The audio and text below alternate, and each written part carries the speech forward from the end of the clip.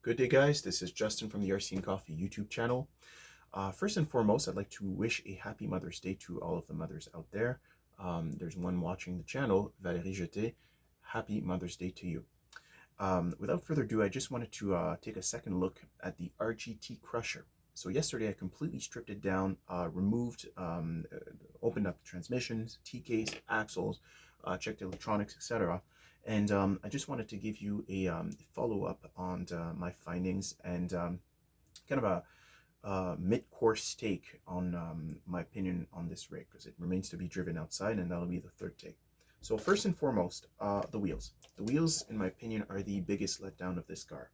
By letdown, I may be a bit harsh. Again, it's a relatively cheap vehicle, but the issue is this: the sidewall of the wheel is very, very soft. It has exactly the same consistency as the top. Now, it may seem like a detail, but it really isn't the case in a short wheelbase rig. So first of all, short wheelbase is inherently less stable.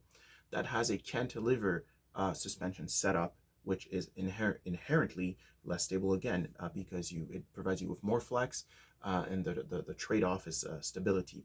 But there's something else that I noticed when looking at the vehicle.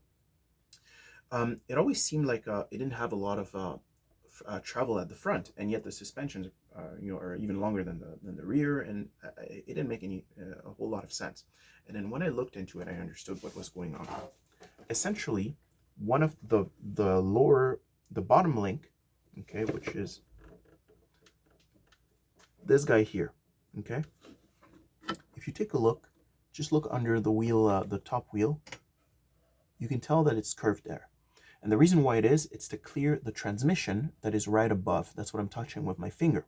The problem is that the curve here is not accentuated enough, and it doesn't clear the transmission, which results in the link links, because there's two of them, inevitably hitting the bottom of the transmission. That's really unfortunate, because this car would have a crazy amount of travel if it didn't. Now, it still retains its lateral travel. So if you twist the truck like that, it'll do it, and it'll still have the same amount of flex. But the problem is, once the nose compresses, it sits at the bottom really quickly after like maybe half an inch, and then it starts pivoting on its kind of on its axle, the axle being the point of contact between the link and the transmission. Now, that wouldn't be an issue in most trucks, but let's remember that this is a short wheelbase with cantilever suspension at the rear, which already brings additional twist. So you basically have a truck that has a lot of lateral motion, that is top heavy. That's not a good mix. So what I did, I stiffened up the front suspension to try to limit the springs, rather, I should say, to try to limit the lateral movement. I did the same at the rear. We'll see if this is enough, or if a thicker oil would contribute to slow down the motions, because I think that's what's going to be the issue. It's to slow them down. It's not a matter of just stiffening them up. It's a matter of slowing down the action of the or the function of the suspensions. So that's that for the suspensions. Now, when I went over the transmission, T-case, etc., I did mention earlier in the previous video that it appeared that in the manual I was seeing rubber sealed bearings. There's none of that in there. I looked at everything. There's none. There's also zero grease. There's oil, but zero grease whatsoever in the transmission and the T-case. You absolutely need to go and open them up and grease those. There's nothing. There's just that almost vegetable oil like oil that Chinese manufacturer use to preserve the item's shelf life, but it's not meant to be driven. However, oddly enough, the axles did have some grease. I greased them again nonetheless.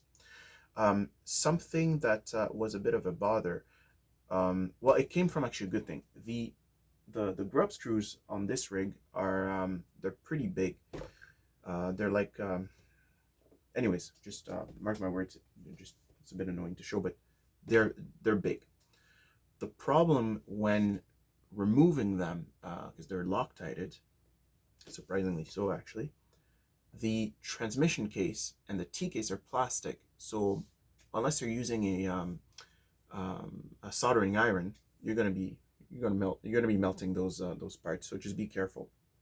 I used a lighter, but it worked. But I damaged it a bit, but it's fine. But just be careful with that. What else? The servo horn is it's interesting. It is metal.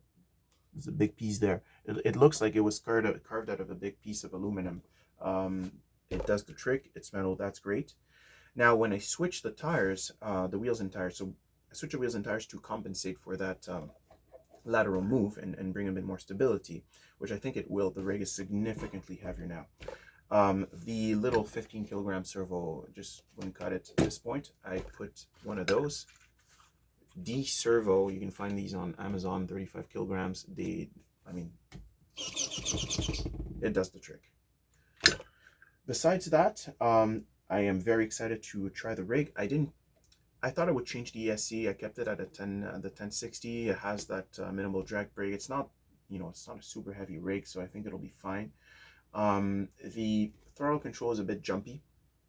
Unfortunately, on these radios, as good as they are, you can't